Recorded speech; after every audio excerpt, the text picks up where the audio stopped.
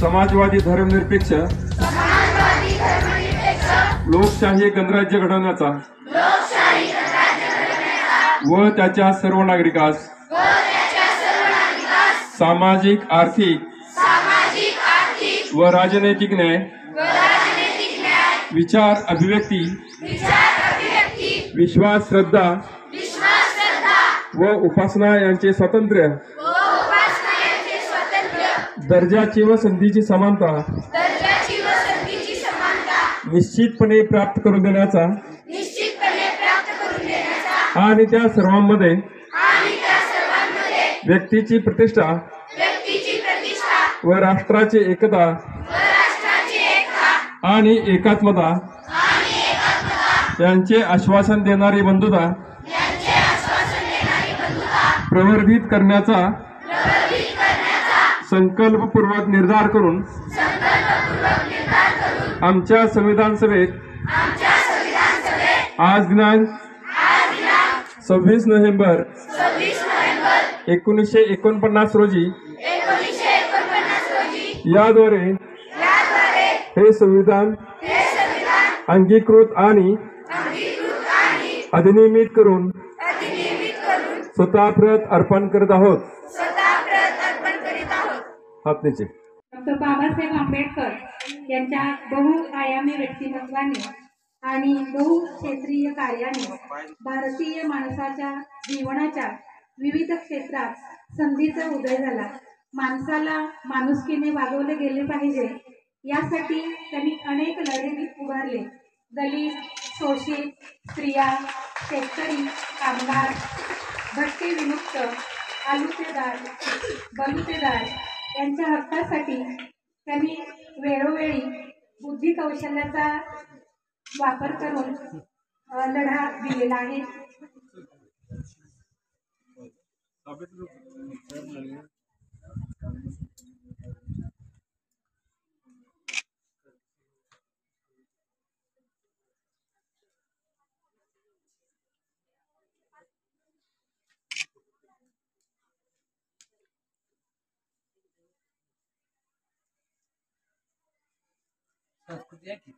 Madam विद्यार्थी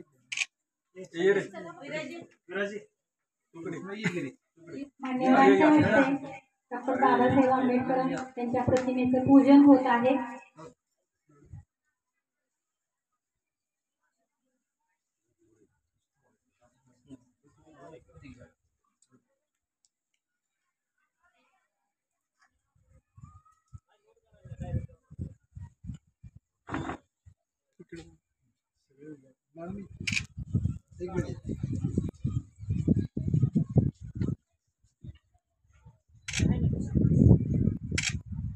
विद्यार्थी आपलं मनोगत व्यक्त करतायत.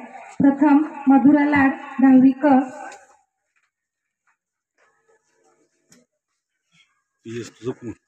Good morning, everyone. Good morning, everyone. Myself, Madhura Deepak Lad, studying in class 10C. Today, I am here to reminding the words of our President,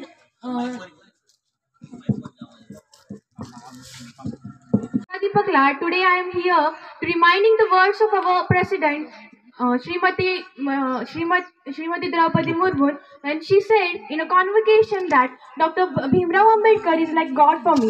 He made such things. He said made such things that made me stand in front of you to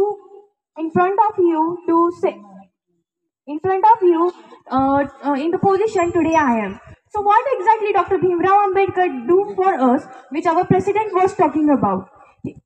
Well, to know this, we have to know his story, we have to know his life, and all about what he was saying. In a such young boy, he was forced to sit outside the classroom, and he was also not allowed to touch his classroom like his other classmates. He was also not allowed to take an education in Sanskrit. In every part of life, he was facing discriminations, and just because he was born in suppressed class.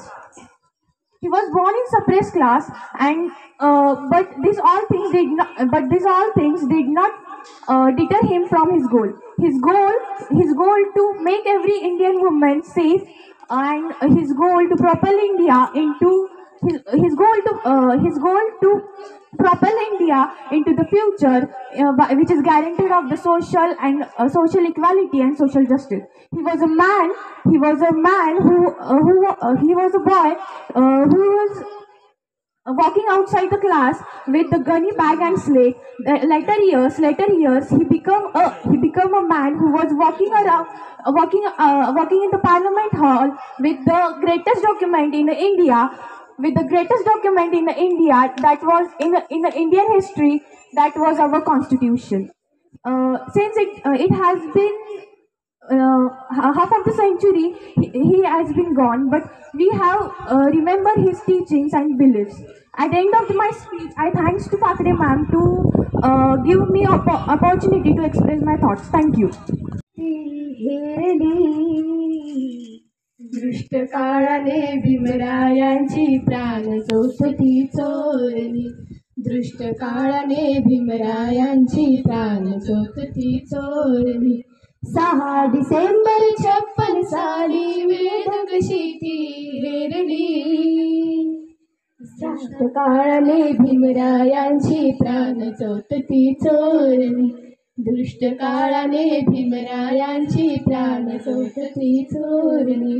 बुद्धं शरणं गच्छामि, संघं शरणं गच्छामि,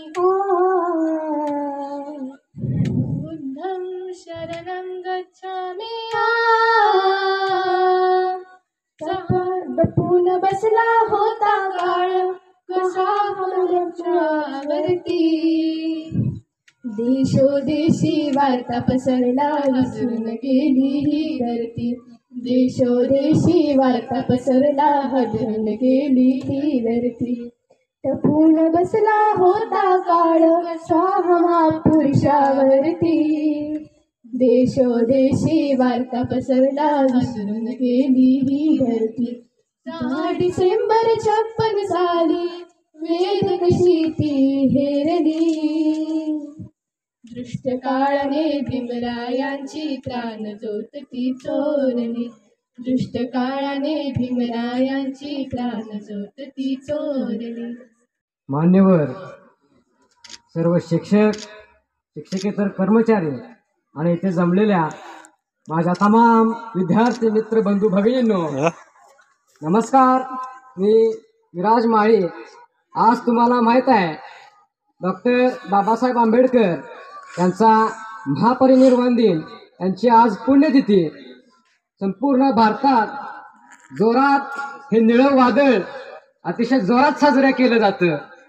आज बाबासाहेब आंबेडकर यांची पुण्यतिथी आहे. त्यांचे विचार, त्यांचं व्यक्तिमत्व तुम्हाला सगळ्यांना माहीत आहे. आपण प्रार्थनेला संविधान म्हणतो नुसतंच, पण ते संविधान का लिहिलं, त्याच्या पाठीमागचा उद्देश काय होता बाबासाहेबांचा, हे मी आज या मंचावर सांगण्यासाठी उपस्थित आहे. डॉक्टर बाबासाहेब आंबेडकर यांच्या पुण्यतिथीनिमित्त त्यांना विनम्र अभिवादन करून मी माझ्या मनोगतास सुरुवात करतो. आपण सर्वजण सकाळी शाळेत येतो, प्रार्थना म्हणतो, प्रार्थनेत संविधान म्हणतो, पण बाबासाहेब आंबेडकरांनी नुसतं संविधान म्हणण्यासाठी लिहिलेलं नाहीये. बाबासाहेबांनी संविधान लिहिलं, त्या पाठीमागचा उद्देश काय होता, तर त्या पाठीमागचा उद्देश होता या देशात सर्व पशूंना, सर्व प्राणींना, सर्व पर्यावरणातील जे काही घटक आहेत त्यांना समानता मिळावी, यासाठी त्यांनी संविधान लिहिलं. या संविधान लिहिण्यासाठी बाबासाहेबांनी किती कष्ट घेतले हे मी माझ्या मनोगतातून व्यक्त करणार आहे. बाबासाहेब लहानपणापासून अतिशय हुशार होते. त्यांचा जन्म सुद्धा एखाद्या गरीब कुटुंबात झाला होता. बाबासाहेब लहानपणापासून त्यांना वाचनाची आवड होती. बाबासाहेबांनी अतिशय अपाट कष्ट घेऊन आपल्या भारताची सर्वात मोठं संविधान, सर्वात मोठी राज्यघटना आज या भारताला त्यांनी दान केलेले. त्या राज्यघटनेत 448 कलम आहेत. अहो, तुम्हाला मला एक स्वाध्याय जरी लिहायचा तर जीवावर येत असते, पण या महामानवानं 448 कलम या राज्यघटनेत लिहिले. या 448 कलमांमध्ये प्रत्येकाला न्याय, समानता, बंधुता, प्रत्येकाला समाजात किंमत दिलेले, प्रत्येकाला समानता दिलेले, हा विचार, इतकी थोर विचारसरणी या महान मानवाची होती. यासाठी सुरुवातीला बाबासाहेब ज्या वेळेला लहान होते त्यावेळेला जाती भेदभाव खूप होत होता, त्यावेळेला समाजात जाती भेदभाव खूप होत होता. बाबासाहेबांनी हा जाती भेदभाव, या समाजाची विचारसरणा ही जी काय आहे ती बदलण्यासाठी ही संविधान, हे राज्यघटना आपल्या भारतासाठी लिहिलेले.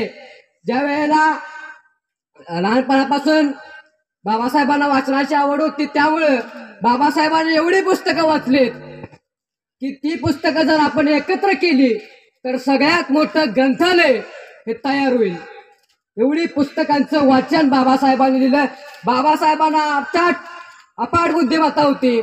ज्या वेळेला भारतानं संविधान समिती निवडली, त्या संविधान समितीमध्ये बाबासाहेब आंबेडकर हे सदस्य होते आणि त्या समितीला म्हणजे मसुदा समितीला सुद्धा माहित होतं की बाबासाहेब आंबेडकरच एक असं व्यक्तिमत्व आहे की ते आपलं भारताचं संविधान लिहू शकतात. त्यामुळे बाबासाहेबांना एक संधी देण्यात आली. बाबासाहेब अतिशय बुद्धिमत्ता होणारे एक व्यक्तिमत्व होतं. त्यांच्याकडे सगळ्यांच्या पेक्षा वेगळी बुद्धिमत्ता होती. याचं कारण तुम्ही म्हणता ना, हा हुशार आहे, हा हुशार आहे, हा ढ आहे, हा मठ्ठा आहे, पण देवानं आपल्या सगळ्यांना समान बुद्धी दिलेली आहे. पण त्या बुद्धीचा वापर जर योग्य पद्धतीने आणि योग्य वेळेवर करायचा असेल तर ते कुणीतरी बाबासाहेब आंबेडकरून कोणी शिकावं. खरंच बाबासाहेब आंबेडकरांनी जी बुद्धिमत्ता मिळवली, बाबासाहेब आंबेडकरांना विचारलं, तुम्हाला एवढी बुद्धिमत्ता कुठून आली? देवाने दिली का वरून आली? नाही, देवानं सगळ्यांना समान बुद्धी दिली. बाबासाहेब म्हणले, ही जी बुद्धिमत्ता मी मिळवली ही मी माझ्या परिस्थितीतून मिळवली. मी सुरुवातीला सांगितलं, बाबासाहेबांचा जन्म गरीब कुटुंबात झाला होता. त्यांना पुस्तकाच्या वाचनाची आवड होती. ज्या वेळेला बाबासाहेबांच्या हातात कुठलं पुस्तक पडलं तर बाबासाहेब म्हणायचे, आपली पुस्तक ही विकत घ्यायची काय परिस्थिती नाही, आता हे पुस्तक आपल्या हातात आहे, परत हे पुस्तक आपल्या आयुष्यात येईल का नाही, पण आता हेच पुस्तक असं वाचायचं. परत जर कोणी विचारलं हे पुस्तकात काय होतं तर त्याला 10 वर्षांनी सांगता येईल की हे पुस्तक मी असं वाच. एवढी वाचनाची ताकद बाबासाहेबांना. तुम्ही 10 वर्षाच्या आधी जर विचारलं की हे पुस्तक तुम्ही वाचलंय आणि ह्या पुस्तकात 315 नंबरच्या पानावरचा 5व्या पॅराग्राफमध्ये दुसरी ओळ कुठली, तर बाबासाहेब 10 वर्षाने सुद्धा ती ओळ क्लिअर सांगतील, निसंकोच न अडकता सांगतील. ही वाचनाची आणि बाबासाहेबांची बुद्धिमत्ता होती. आणि या बुद्धिमत्तेच्या जोरावर त्यांनी संविधान लिहिलं. याच बुद्धिमत्तेच्या जोरावर त्यांनी संविधान लिहिलं. लहानपणापासून अभ्यासाची आवड होती, पण त्यांना परिस्थिती तशी नव्हती.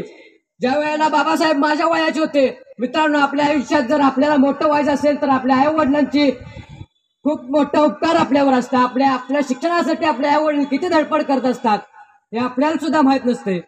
पण त्याचं एक ज्वलंत उदाहरण म्हणून मी बाबासाहेबांचं एक आयुष्यातला एक वर्णन प्रसंग सांगतो. बाबासाहेब ज्या वेळेला माझ्या वयाचे होते, म्हणजे 10वीच्या परीक्षेला होते, त्यांच्या बोर्डाची परीक्षा ही तालुक्याच्या गावाला होती.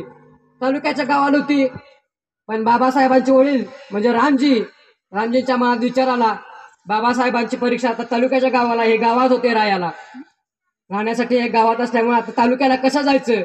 बाबासाहेबांच्या वडिलांनी त्यांच्या पत्नीला म्हणजे बाबासाहेबांच्या आईला सांगितले की तुम्ही इथंच थांबा, मी आणि बाबासाहेब आम्ही तालुक्याच्या गावाकडे जातो.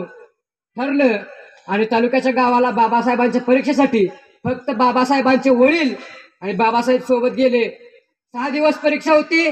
6 दिवस खाण्यापाण्याची सोय हे बाबासाहेबांचे वडील रामजी करत होते. 10 ते 11 पेपर असायचा आपल्याच वेळेत. बाबासाहेब पेपर द्यायचे आणि 3 वाजता मागे यायचे. पेपर देऊन 3 वाजता मागे आले की ताटावर बसायचे जेवायला, आणि त्या जेवायचं ताट आपले वडील म्हणजे रामजी बाबासाहेबांना करून देत होते. आपुलकी बघा बाबासाहेबांची, आपल्या आई वडिलांबद्दल आपुलकी बघा. बाबासाहेब पहिला ताटावर बसले की विचारायचे, बाबा तुमचं ताट कुठं आहे? पण त्यांच्या रामजी म्हणायचे, बाळ तुम्ही जेवून घ्या, मी तुमच्या नंतर जेवून घेईन. बाबासाहेब म्हणायचे ठीक आहे. दुसऱ्या दिवशी पण बाबासाहेब पेपरला गेले, पेपर देऊन मागे आले.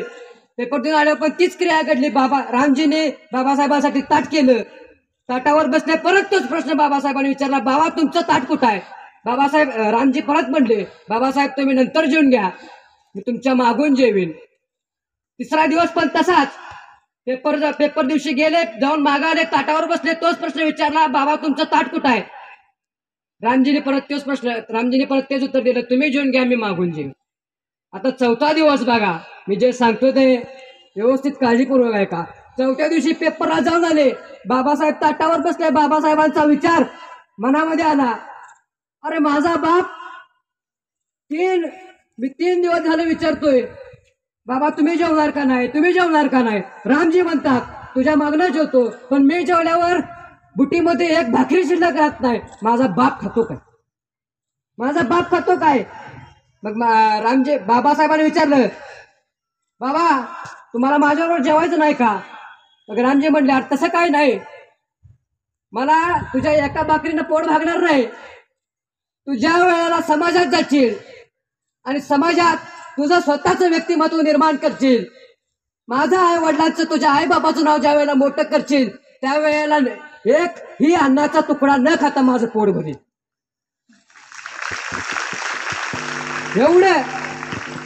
एवढं श्रम बाबासाहेबांच्या वडिलांनी बाबासाहेबांना शिकवण्यासाठी केलं. म्हणून आपल्या आई वडील सुद्धा असेच असतात. आपल्या आई वडिलांनी सुद्धा आपल्या शिकवण्यासाठी खूप कष्ट घेतलेले असते.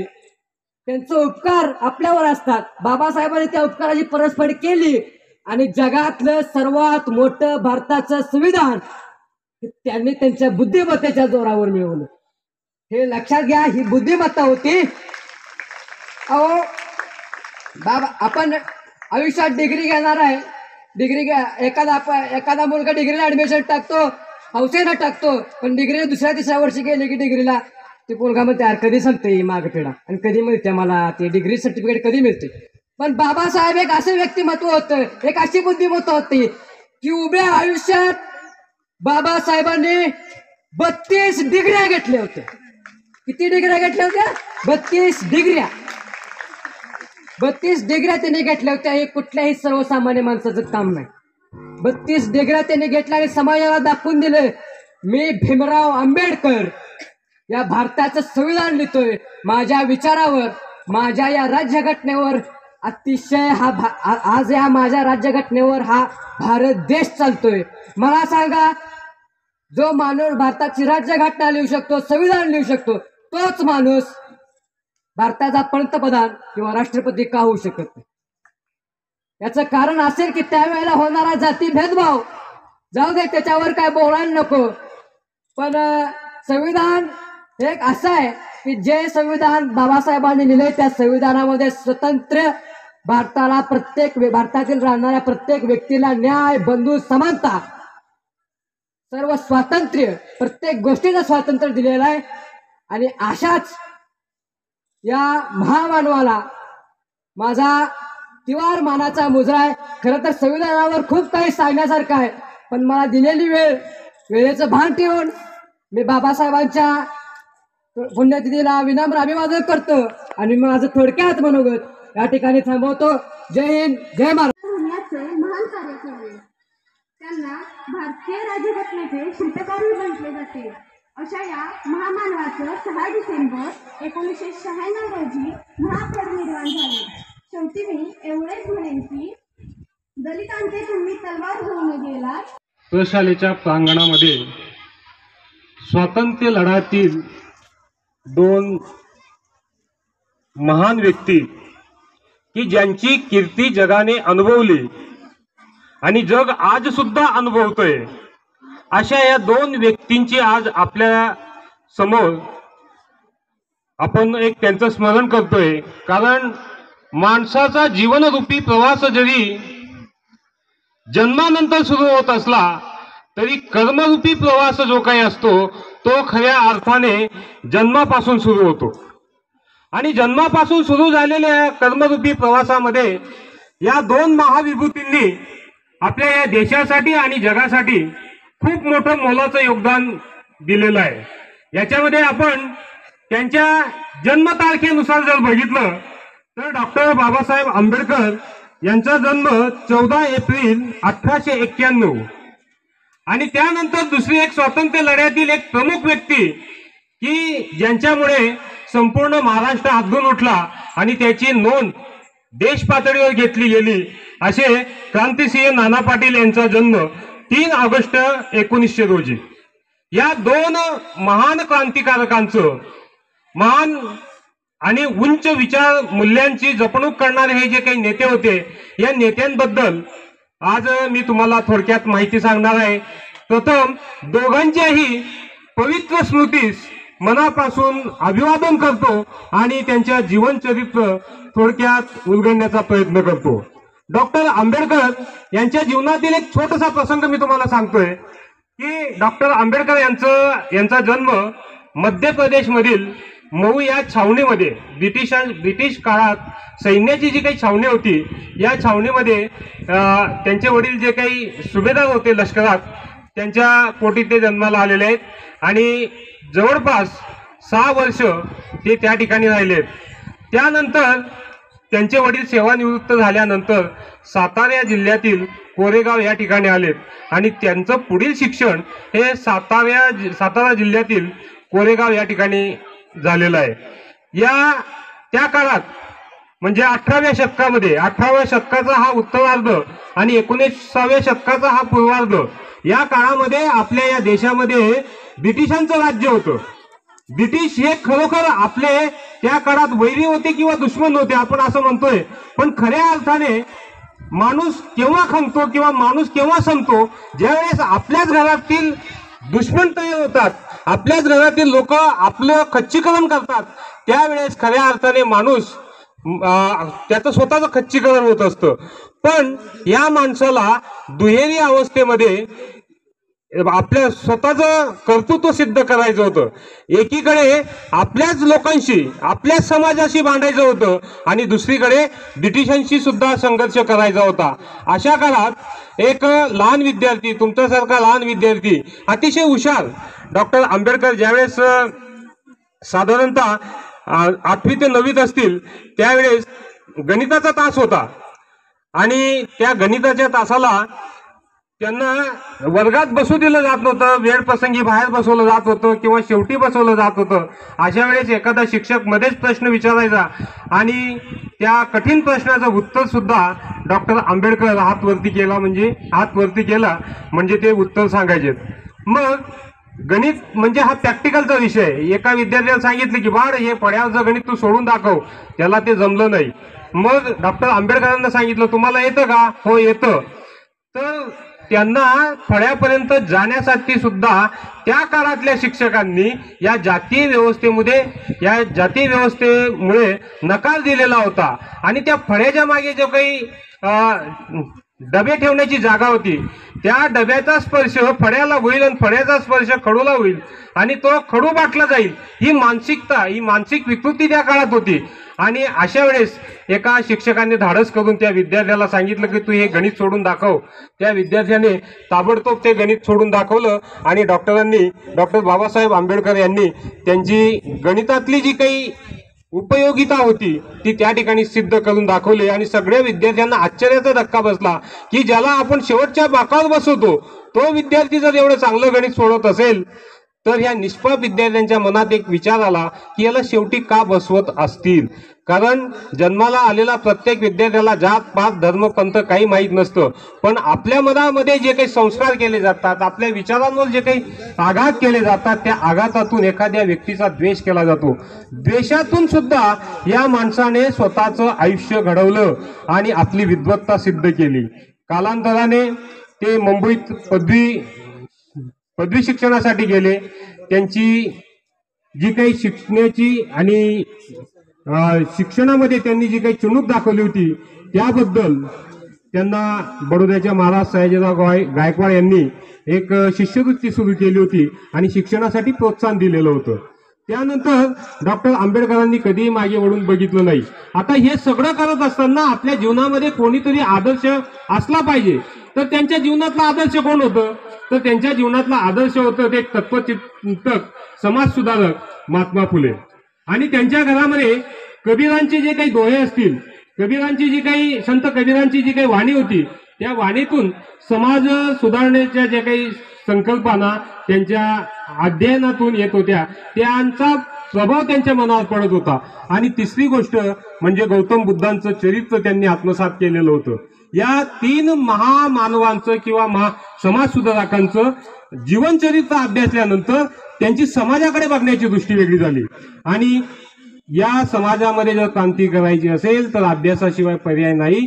पुस्तक हे वाचलंच पाहिजे. पुस्तकातून आपल्याला नवीन नवीन ज्ञान प्राप्त होणार आहे आणि या नवीन ज्ञानाच्या जोरावरच आपण समाजामध्ये क्रांती करू शकतो. मग त्यांनी या पुढे कोलंबिया विद्यापीठामध्ये त्यांना शिक्षणासाठी पाठवण्यात आलं. त्यांनी एकामागून एक अशा जवळजवळ 32 पदव्या त्यांनी घेतल्या आणि जवळजवळ त्यांनी 6 ते 7 विषयामध्ये PhD सारखा एक प्रबंध तयार केला. अगदी अर्थशास्त्र, न्यायशास्त्र, विधिशास्त्र हे वेगवेगळ्या शास्त्रामध्ये त्यांनी पदव्युत्तर अभ्यास करून PhD प्राप्त केली. आणि त्यानंतर या भारत देशाला या विद्वानाची खऱ्या अर्थाने गरज भासू लागली. पुन्हा ते भारतात आले. त्यानंतर बडोद्याच्या महाराजांकडे काही काळ त्यांची दिवाणजी म्हणून राहिले. त्यांची विद्वत्ता बघितल्यानंतर कोल्हापूरच्या शाहू महाराजांनी त्यांना बोलवलं आणि या देशामध्ये एक सामाजिक समता नांदली पाहिजे म्हणून समता, बंधुता आणि स्वातंत्र्यता या मूल्यांची जोपासना त्यांनी केली आणि समाजामध्ये एक चांगलं उच्च विद्या विभूषित व्यक्तिमत्व उदयाला आलं. आणि हळूहळू मग त्यांनी समाजामध्ये जे काही जातीभेद, प्रांतभेद, धर्मभेद होते हे नष्ट केल्याशिवाय समाजामध्ये एकता निर्माण होणार नाही. आणि ही एकता निर्माण करायची असेल तर कुठल्याही देवाला नवस बोलून चालणार नाही. या जसं जसं देशाला स्वातंत्र्य मिळत गेलं तसं तसं हा देश चालवण्यासाठी एक घटनेची किंवा संविधानाची आपल्याला गरज आहे. गरज भासू लागली. लोकांनी ते मान्य केलं. मग एवढा विद्वान माणूस कोण तर डॉक्टर बाबासाहेब आंबेडकर. आणि मग त्यांच्या अध्यक्षतेखाली मसुदा समिती स्थापन करण्यात आली आणि या मसुदा समितीमध्ये जवळजवळ 600 लोक कार्यान्वित होते. या 600 लोकांनी आपल्या वेगवेगळ्या टिपणं त्या ठिकाणी तयार केली आणि या टिपणांच्या आधारे ही राज्यघटना वेगवेगळ्या दृष्टीने पडताळून घेण्यात आली. आणि मग या घटनेमध्ये जवळजवळ 450 कलमं घालण्यात आली आणि तेव्हापासून ही घटना 26 जानेवारी 1949 पासून ही घटना अंमलात आली. आणि म्हणून आपण आज जे काही रोज संविधान म्हणतो या संविधानानुसार हे प्रत्येक कार्य चालू असतं. अगदी आजची प्रतिज्ञा सुद्धा किंवा आजचा परिपाठ सुद्धा हा संविधानानुसारच आहे. पण आपल्याला त्याचं गांभीर्य नाही. ज्या गोष्टीचं आपल्याला गांभीर्य नसतं ती गोष्ट कालबाह्य होत असते. पण संविधान हे संसदेने मान्य केलंय, जगाने मान्य केलंय म्हणून ते कधीच कालबाह्य होणार नाही, कारण ते काल्पनिक नाही. म्हणून या महामानवाला मी त्रिवार अभिवादन करतो. त्यानंतर आपले या सांगली जिल्ह्यातलेच वाळवा तालुक्यातले येडे मच्छिंद्र गावी जे जन्मलेत ते म्हणजे क्रांतिसिंह नाना पाटील. या नाना पाटलांनी ब्रिटिशांच्या काळामध्ये प्रति सरकारची निर्मिती केली होती. हे प्रति सरकार जे काय होतं या प्रति सरकारच्या कार्यकाळामध्ये या ब्रिटिशांनी गोरगरीब लोकांवर जो काही अन्याय आणि अत्याचार केलेला होता.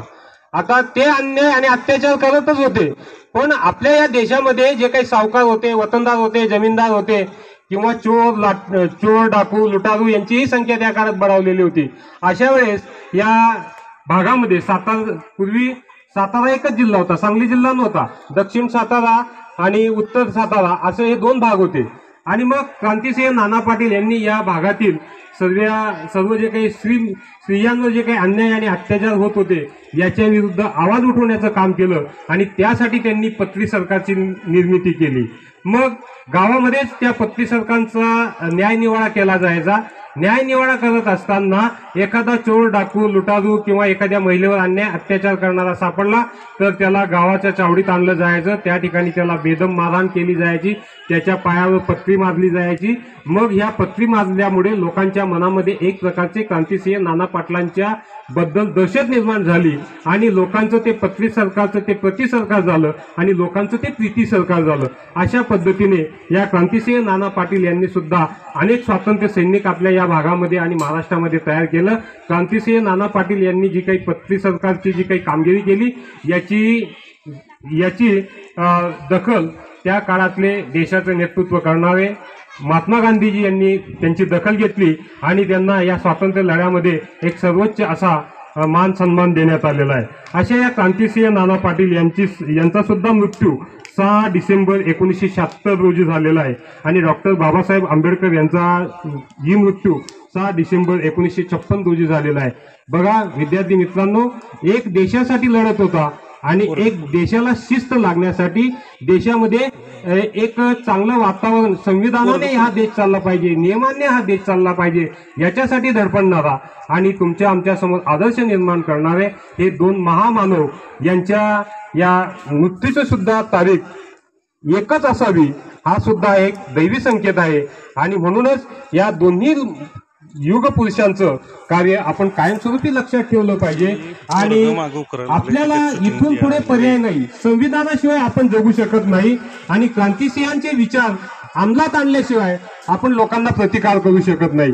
म्हणून या आपल्या परिपाठामध्ये सुरुवातीला जी काही प्रार्थना म्हटली जाते ते आपल्याला काय करते, एक ऊर्जा देते. ऊर्जा म्हणजे काय, ज्या भूमीवर आपण पाय ठेवतो तिला आपण वंदन करायचंय आणि ही भूमी परमेश्वराने निर्माण केलेली आहे.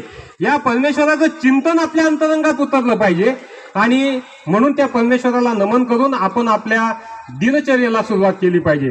त्यानंतर आपण प्रतिज्ञा म्हणतो. प्रतिज्ञा म्हणजे हा देश अखंड एकत्रित राहावा.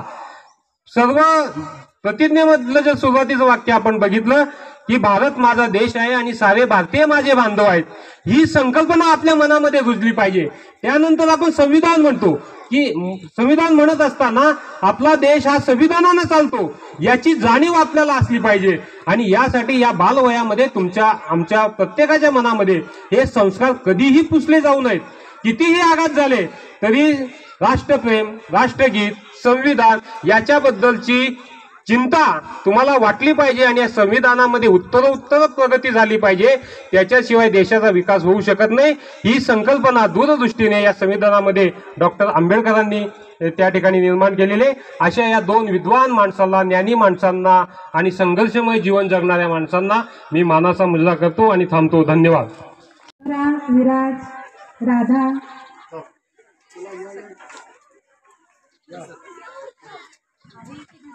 दड सरांना विनंती, विराज माळी याचा सत्कार करावा. फोटो काढा.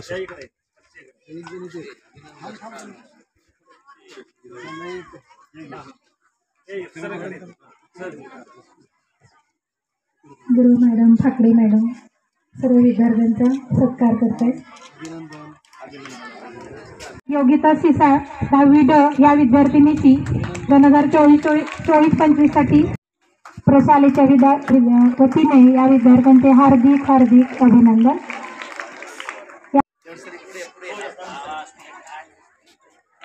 फोटो हे करायचे शिक्षण विभागाच्या वेबसाईटवरती मी टाकलेली आहे बघा.